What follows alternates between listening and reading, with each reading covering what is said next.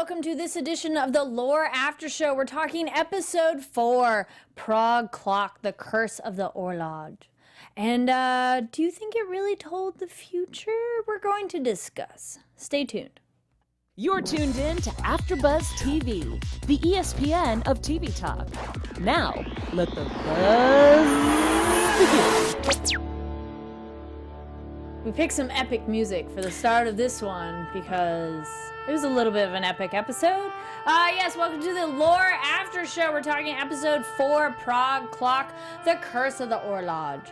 Lodge? We're gonna go with that. Yes, my name is Kari Lane. I'm joined by my wonderful co-host, Mina Wahab. And we're gonna dive into this episode. What were your initial thoughts on this one? I was not a huge fan of this one. Why? I don't know. It was just, everything just felt, I was annoyed. I was annoyed watching it. I don't know how to articulate my thoughts. Because there's like this mystery surrounding this clock tower and like, ooh, like it stopped working in 1610 and for whatever reason, it is so like important and crucial that this clock is fixed 60 years later. Did I say 1610, 1410? That this clock is fixed 60 years later in 1470, and I'm just like, why? And it's because, obviously, the city of Prague has been cursed, and that notion is reinforced by the idea that the Black Plague is happening, so obviously it's cursed because the clock stopped working, we gotta fix the clock. Yeah. That is, like, the worst, like, way to, like, have any sort of logic about the situation. That's why I was annoyed. I was like, this is so stupid. That's their logic then. I couldn't deal with it. It's like causation is not correlation. Correlation is not causation. Well, for them, I don't mind that that's their logic. The thing I didn't like is that we get no documents, no historical anything besides this is the year and the clock stopped working, and then later people came to fix it.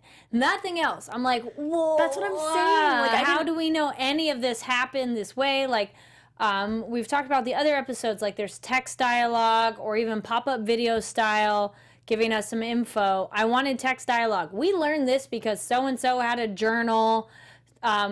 It's just so taken for granted that information became available. So I would think in the episode it would have been more interesting to be like, well, we found out because someone, like something. Yeah. I felt this one was just like a short story that could have been anywhere.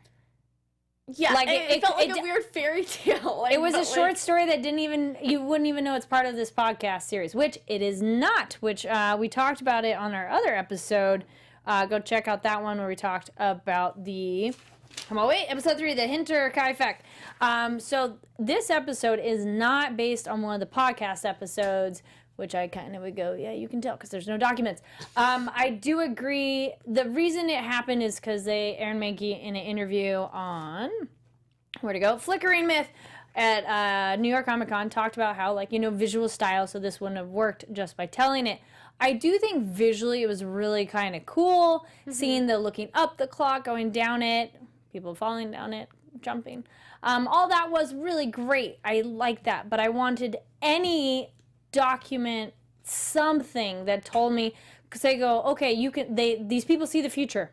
Okay, I'm fine with they believed they saw the future, or even they really saw the future. Cool. How do we know they thought they saw the future? Yeah, there's no explanation. You don't need an explanation. Just believe whatever is in there. But I'm like, no, tell me. Because, the only person that survives is we get our Dr. Christoph Brehovy. Sorry, I'm like, where did that? My handwriting is not so great. There we go. Brehovy? Yeah. Brehovy, yeah. He survives. So it's possible that he relayed the information that the brothers told him, and he experienced it himself, and he writes about it in a journal or something. Please include that. Like, that would have made it like, oh, so cool. Like, giving it the depth I wanted. I feel like, okay, there's this whole premise of, like, there has to be suspension of disbelief to fully immerse yourself into whatever the fantasy realm is. And when you don't have that, then you're just watching something and you're like, this is so unbelievable. Like, I can't get into it.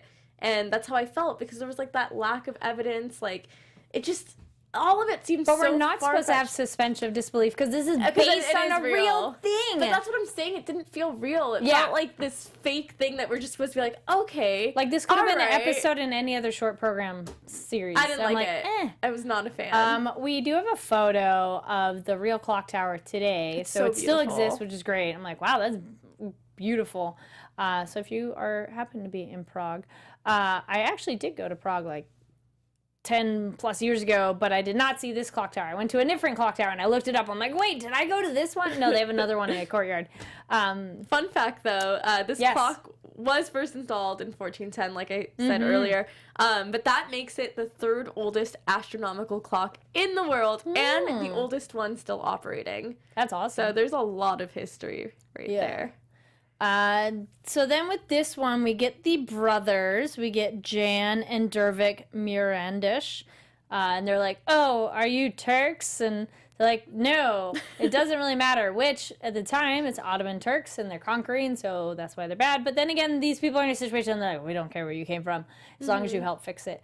You were saying something about their accents. I was just saying I could not with the accents. It felt so, like... oh, we are the bad guy, and we are going to talk like this, and, like, okay, I don't know. There was, like, a lot about it where I was like I said, the cinematography is perfection with this show. It's always great. I never have any qualms when it comes to production quality, but sometimes with story, I get a little frustrated. But not, like, overall, like, I've loved the lore episodes, but this one was probably my least favorite of the bunch.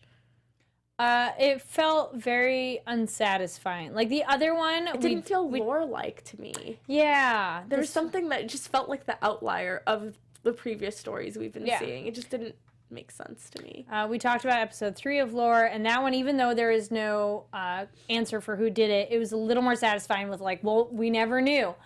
Thank you. We get context. This one, we didn't really get that. So at the end, you just go, okay. I love the fact that they go, this is why we think this happened, because this guy is cursing the town. Cool, I'm down for that. Do we have any, like, there was public record of this? Like, anything. I did think this episode had a lot of suspense, a lot of suspense, like them crawling through the clock. I'm like, ah! I couldn't. I'm not claustrophobic, but like gore. them with all the gears and stuff, I'm just like, that's an accident waiting to happen, which it does. Did you notice like all of the biblical imagery of Jesus and the disciples and the blood coming down? The statue of Jesus, obviously, coming down the eyes. Like, I thought that was interesting, and I was just like, they could have given us facts about that. What does that mean, though? Like, what am I supposed to get out of that? I liked how it was there, but I kept thinking there has to be something, like, some hidden message because of that. Do you think it symbolized something? I mean...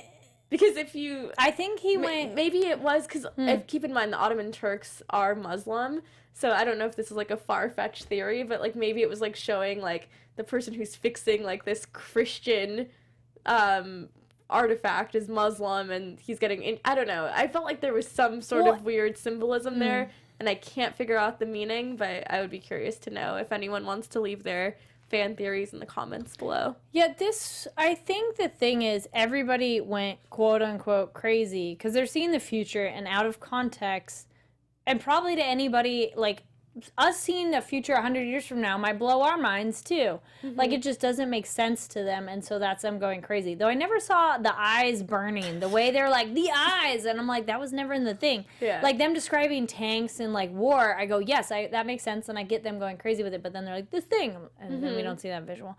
I don't know. I don't think it's related that way. I think that's an interesting theory you have. I didn't get that vibe. I got more just...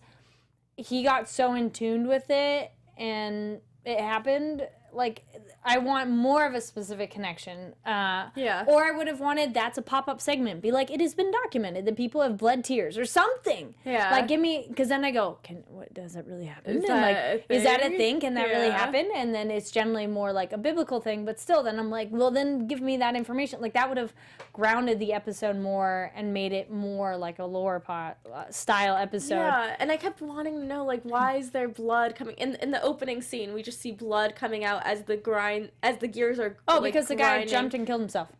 Oh, is that what happened? Yeah. That's what I was like. He was the one who made it. He went back because he got his eyes gouged out, so he could never make another thing like that. He goes back in the clock, kills himself, and he's what's grinding, which is the child. And then later as an adult, that was the one of like super ironic of like, yeah, your brother survived, or your brother died. And so the guy goes, well, screw you, and goes and kills himself and stops the thing all over again. I don't know and then how he's that in as an totally adult. went over my head. I think I was like researching stuff as I was watching it. I totally missed that.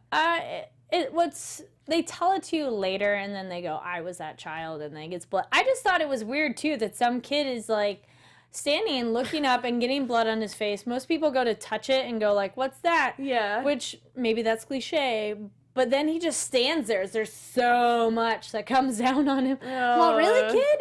Like that's a storytelling direction thing that I thought was a little odd. Like maybe have a couple drops and then back up and look down. But the thing is, then we would never think twice about it. It was such a poignant scene. It's like blood's raining down on him. I don't know. That was strange. I did like Dervik, as he's the brother who's working on the clock. Mm-hmm. I love the drawings like that. I'd want to see like real images. Did any of those survive? Are there real images of the clock like that? I thought it was interesting him understanding it. And the brother relationship was great too. You know, he's the artist who's just kind of crazy, and his brother John is the one who's a little more grounded, and I'm going to do the business side of it and everything. I think they should have been like, peace out and leave sooner. Yeah. It's like, no, don't stay. Yes, you get more money, but no, just leave. Cut your losses and get out of there and survive. We always see the stuff that the characters do. Oh, that's yeah, the best never, part yes. of these shows. We're like, what are you doing? It's so easy to see as an outsider looking in. Yeah, and then the foreman who's there for a little bit, kind of helping, and you're gonna pay us double because there are no people. Mm-hmm. I did really like the the masks too, the death masks. Those were so great. I like that. Like that was creepy. So like this episode had a lot more creepy and scary tone. Yeah, it was so much.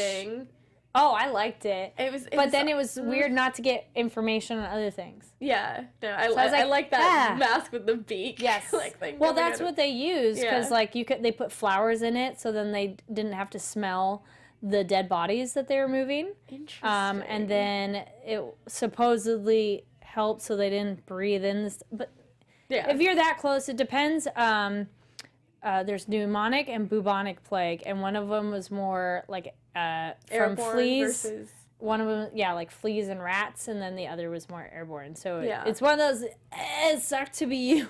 Yeah, at that time. God, I do not want to live in that age. Like, thank goodness. At all. No. Modern medicine. Yes. Were there any other moments that stood out to you that you enjoyed, or it's further for comment? For me, it's always the cinematography with the show. Except for the Elizabeth Bathory one. That was my favorite episode out of all the ones we've seen thus far. That was my favorite in every way, in every sense of it, like the acting, the cinematography.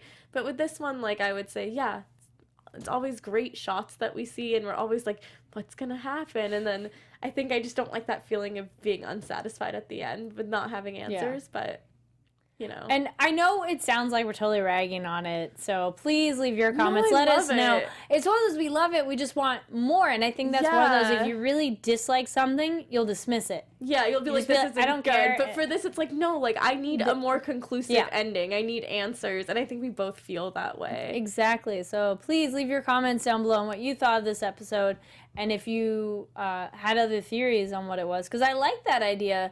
I'd be curious why they think this clock could tell the future, like what in the making of it. Like I'd want to know. This episode should have had about the clockmaker.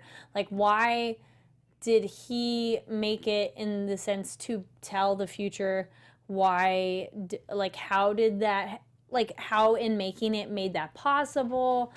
Like that could have been the backstory too. That we kind of go. By the way, like the side tangent from our story. Here's the information on this guy and.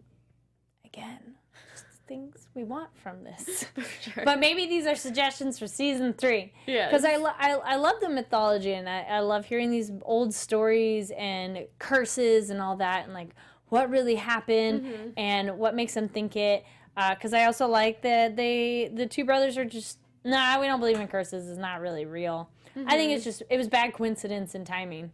I don't think there was ever cursed. It was just yeah. There's a logical explanation. It's not all about the mystical aspect of it. Because it was such a complicated clock that they go, it's like clocks within clocks. And so, of course, nobody could fix it. Yeah. And then probably just working so hard on it made the people go nuts that they were like, nope, we're done. Can't do this. We like find out later on through like DNA sampling it was like dehydration or like them hallucinating because of dehydration and malnourishment or whatever. Or there's some chemicals or and the black there you go. That would have been interesting. There was this whole thing going on too. So maybe I don't know. There was a lot going on. The metal had something and it got on their skin and that made I don't know. I'm not a scientist. Or like that could have been a great addition to the episode of this, like maybe gave them the point. Like theories, even if they're not true, give us the theories that what it could have been wrong. Yeah. I'd like to know that. We don't know, but it could have been this. It could be this or this or this. Because yes, and then we as fans totally theorize, but I want you, the show, to be like, we researched. Scholars have assumed, scholars have digged into this and they've come up with these 3 theories. We have thoughts, yes. I just know when some people are like, then you don't like it. No, I love it. I love this show. We would not be talking about this if we didn't like it. We would not be dedicating it out. Let's see, any other thoughts on this one? I think it's cool that the clock still exists, and I love that they focused on it. And it's a beautiful clock. Really is. I wonder if I'm always in awe of how things like that were created back in the day with so little, well, they had the drawings and like that. Then you were the true artisan. Yeah, that's like architecture at its finest. Whenever you travel to Europe or anywhere, aren't you just in awe? Like, how is this even built by humans without modern day machinery? Well, then maybe the clock tower had divine influence, and that's how it came to be. Like the pyramids. Yes, exactly. Well, let us know your thoughts on this episode, and also make sure to give the video a thumbs up. Click that subscribe button. If you're in iTunes, give it 5 stars. Let us know what you think of the episode, if you love it or hate it, and let us know what you think maybe the show should do differently. Because it's one of those, as fans, this is what you want. You're like, we want more of it, and then what you love about it, and then what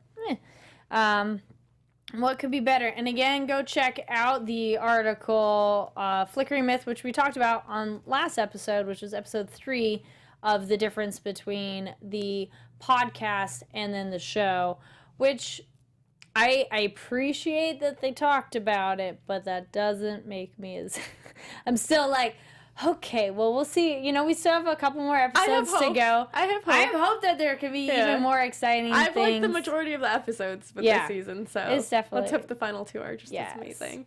I'm trying to see if there's any other bits in the notes.